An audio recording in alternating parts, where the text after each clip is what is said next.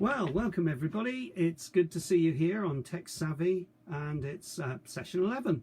And today we're looking at Zoom. And what I want to do today is just get you busy looking at some of the things that you can do if you're in a Zoom call. So without further ado, I'm going to turn my screen around, change the camera around, and you can see that we have three guests today who are joining us. So I'm going to introduce you to them. Here we go. Okay, there we are. So we have Colin, Chris and Sarah on our call today, and the reason is I can't do this alone. I have to be able to have other people to show you some of the features that you can do. So let's go around the room. Colin, just tell us one sentence about what you do with Zoom, or what you've done with Zoom. Yeah, I use Zoom quite extensively, often meeting with my colleagues in the chat room here today. Mm-hmm. Good. And Sarah, what do you do? Yeah, use it well. Seem to be living our life on Zoom at the moment, don't we? Work and work and social. Fantastic. And Chris? Yeah,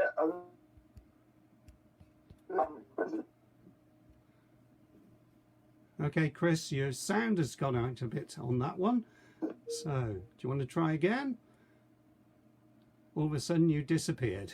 I don't know. I've mainly in the last couple of weeks been using it for family quizzes, but a lot for engagement of people. Ah, fantastic. So, without further ado, I'm going to just go and just make some changes.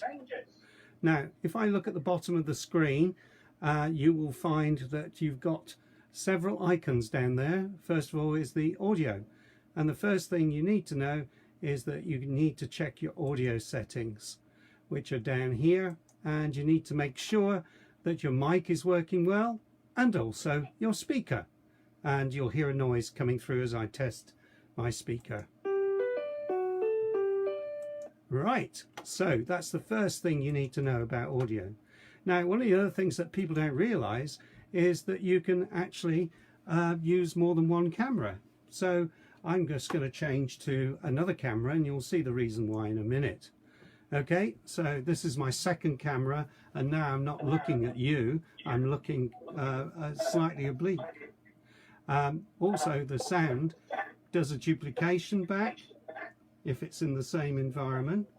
So what I'm going to do is just go back to audio again and just make sure that I'm on the right setup. Yeah, I am. Okay. So what I can do now is I can actually go in and create a background.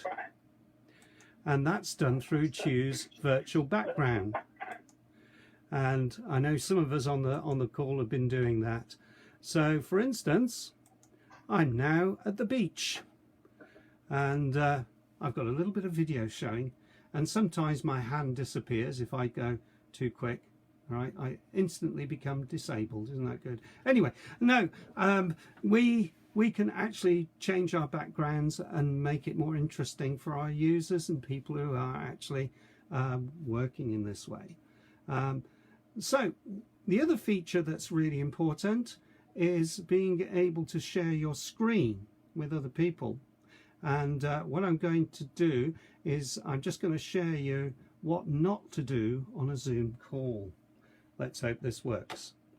So when I go to share screen, it's very important that you click the boxes at the bottom, and then you select either your whole desktop, or you can click on the bit that actually says share the screen. So I'm just going to share an application, and this is a YouTube channel. So this is something that actually happened, and hopefully you'll see what it is that's actually happened. The call has ended. It's a team meeting, and this is how not to use your camera. You guys.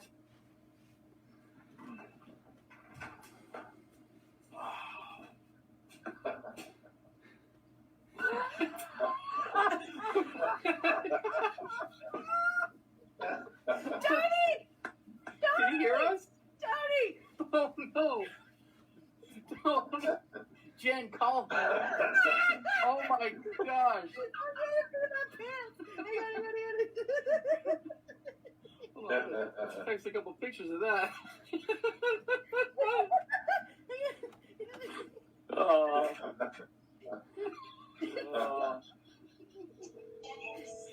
Oh boy. What's up? Tony, I can see you. We can all see you.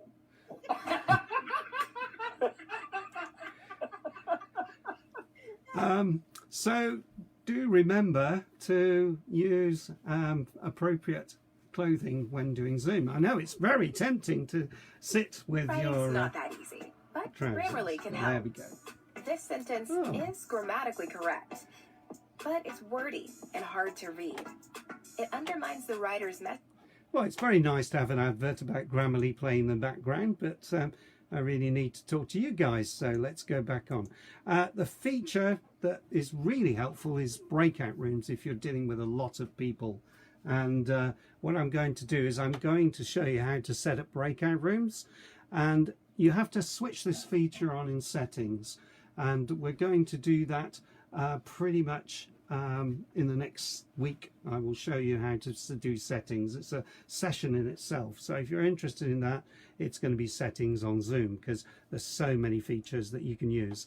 This is for the Pro version, so the free version you can't do this, so just know that.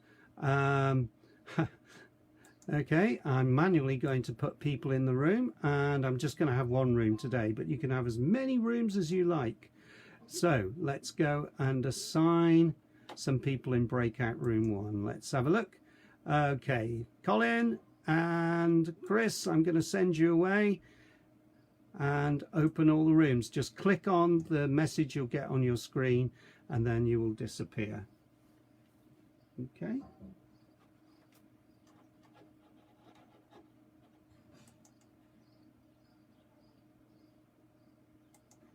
Hi Sarah, it's good to see you. I'm going to change my camera over so that I'm looking at you.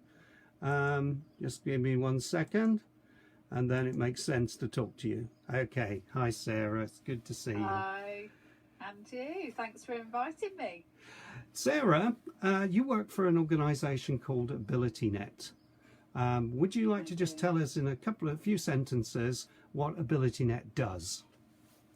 Yep, sure. So I'm the free services manager at AbilityNet. We're a nationwide charity, and we support older people and disabled people to get the most out of their technology at home. So we have lots of free services. Obviously, one that you're part of is we have a lovely set of 300 tech volunteers all across the UK that can support older and disabled people with their tech at home. At the moment, we're supporting remotely. And then when things move on, then we'll continue our home visits to help people set up new laptops, PCs, tablets, and show them how to use them, fix any problems, and all those kind of things. Thank you. Thanks, Sarah. That's brilliant. And is there a cost to this, to the user or the client who wants to contact us? No. No. Completely free. So yeah, it's a free service. We're a charity funded by other areas of our charity. So no, it's free to the end user. That's brilliant. Fantastic. Well, thanks for sharing that on this call. I'm going to now bring back our poor lost souls from the breakout room. We don't want them to end out being out there forever and lost in the Ethernet. So let's bring them back. Okay. Let's hope they do appear. We had a question from Rose. Can you share? Hello guys, nice to have you back. Can you share documents on the screen? And the answer to that is most certainly yes. You can do that through the share button. Also, you can put information to everybody on a chat window, which I've just opened up here, and I can write them a message and put in links to the web or whatever, and that goes to everybody. Right, so here we go. I'll just press that, and that should have gone to you guys. Did you get the message, folks? Yeah, you're all muted. Yeah, okay. Thanks, Chris and Sarah and Colin. Thank you. So we've covered most of the things that I wanted to cover. There are a few other things that are useful to know. One is closed caption. I don't know if you're aware that it will actually do a little bit of closed caption. So I can assign somebody to do that for us. So let's see.